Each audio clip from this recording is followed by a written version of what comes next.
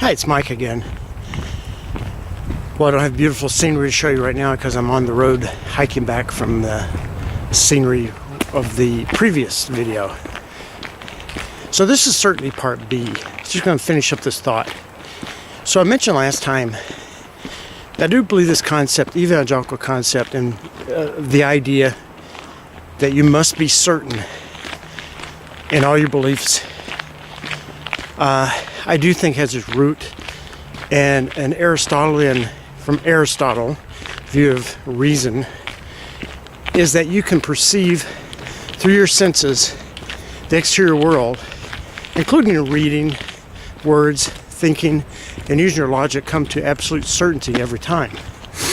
This has been absorbed into Christianity and in Western thinking at different times in history.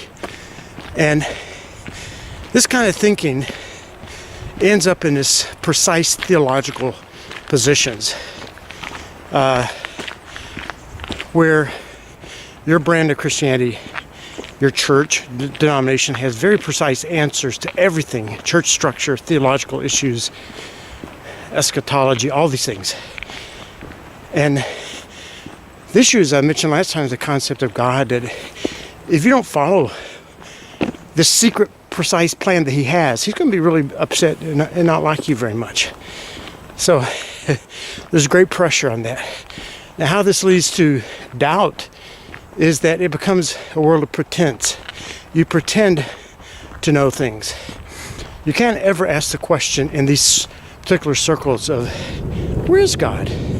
I don't see him. I mean, I see nature. I pray. I don't hear an audio response from God, a verbal response. I don't see real supernatural miracles. I mean, you can put a little Hallmark movie twist on things and see a rainbow and say God did it just for you. But these are legitimate questions. And what about suffering? What about different views of Christianity across the world? I could go on and name these things that this idea of certainty says you have to know with total confidence that you have the answer to all those questions, but the answer is never given. The answer is given in, don't worry, trust God.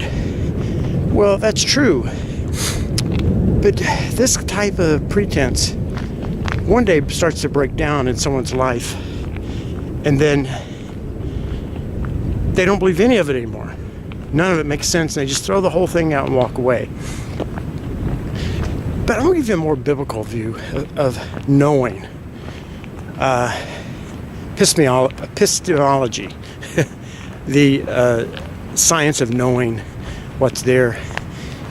The biblical view, and this is one of those areas I'm not absolutely confident in, but it appears to be that God created humans in a state of near perfection on this earth, including a perfect reason, although you can make an argument in the Garden of Eden that story that they didn't think clearly.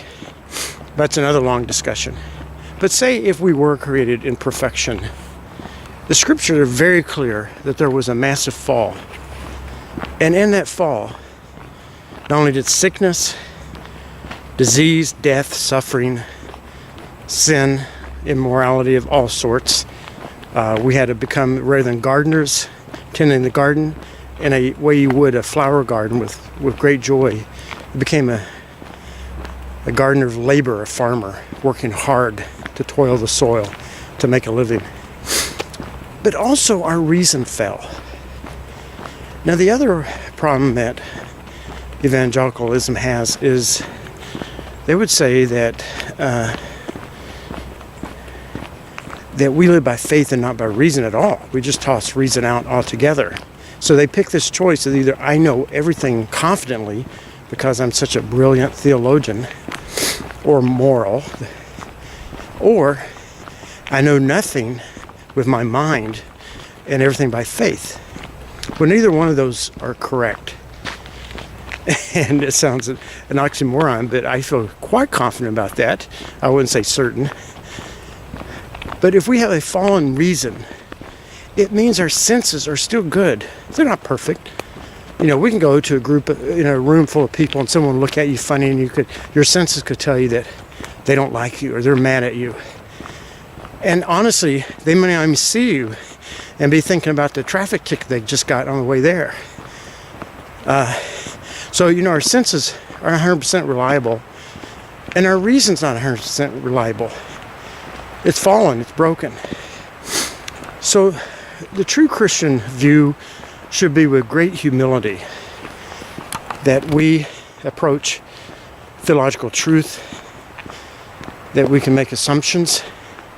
We can have high probability of certain things, but the certainty is something that humans cannot obtain, especially when it comes to splitting these fine hairs. But I thought, going back to my first post, the lady who blogged about doubting and just finally given up this quest for certainty and been frowned upon by her Christian friends, I think that's what she said, is a real problem. And I think for Christianity to be authentic and believable by thinking people, we have to accept the issue of uncertainty. And that doesn't mean doubt, wishy-washy, don't have a clue. It means I can explore, I can think, I can read scripture, I can read science, all these things, and enjoy it, and come to conclusions, good conclusions, but being open to challenges, because we don't arrive at theological certainty believing that if we don't follow this precise thought, that God will forever be pissed at us. That's the end of that thought.